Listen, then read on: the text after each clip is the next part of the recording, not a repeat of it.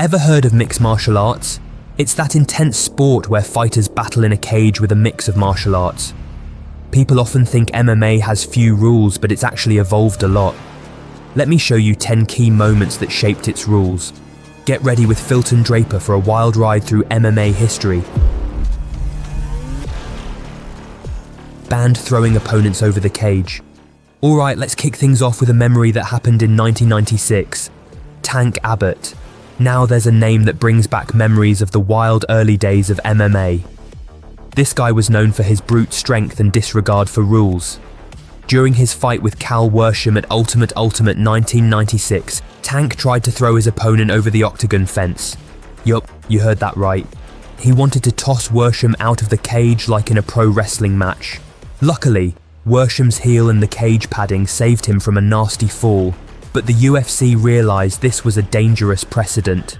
Soon after, Big John McCarthy introduced a rule to disqualify anyone attempting to throw their opponent over the cage. Along with this, fence grabbing was also banned to prevent fighters from using the cage to their advantage. Introduction of TKOs.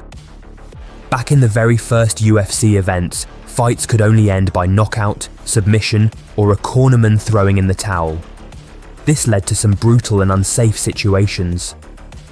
One such moment came at UFC 2 when Pat Smith delivered a series of nasty elbows to Scott Morris. Despite the clear danger, the rules didn't allow the referee to stop the fight. Big John McCarthy, who was refereeing, had enough. After the event, he threatened to quit unless he was given the power to stop fights to protect fighters.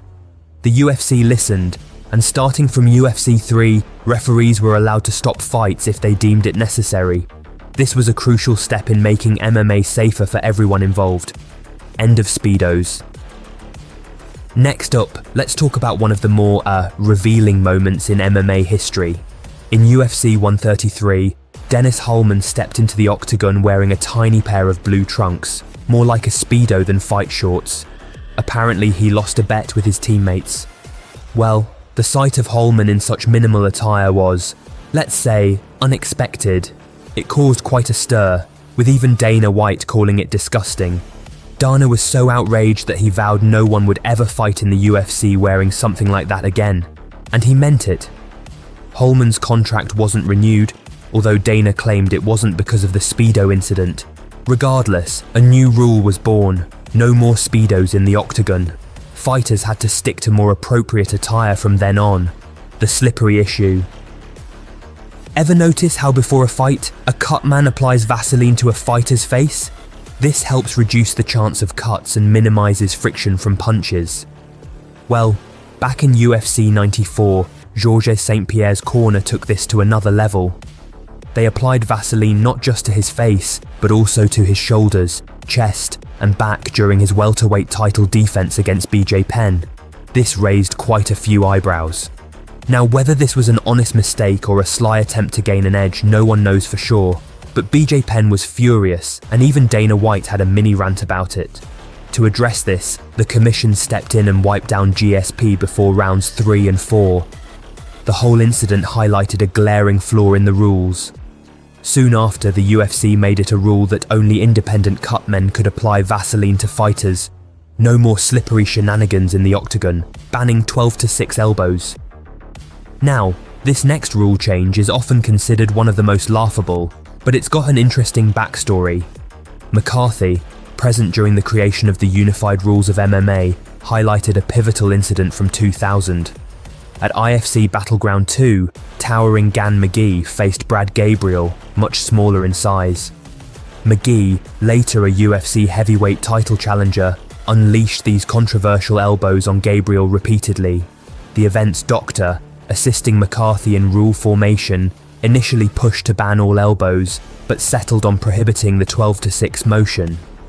This decision was heavily influenced by the damage witnessed in McGee's fight, marking a critical turning point in MMA regulations.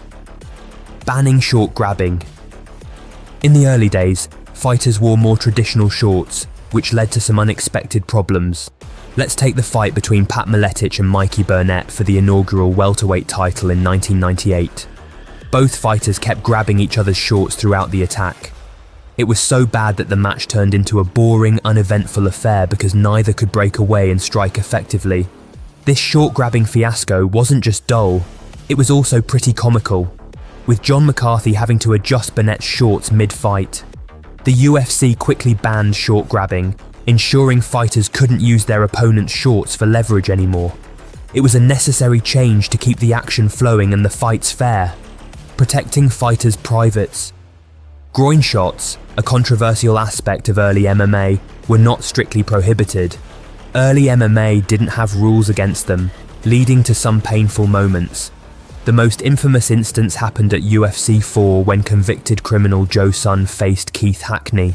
Hackney landed multiple groin shots, which were legal at the time, and it was brutal to watch. However, it took until 1997 for the UFC to officially ban groin shots, partly due to political pressure and the need to make the sport more palatable to a broader audience.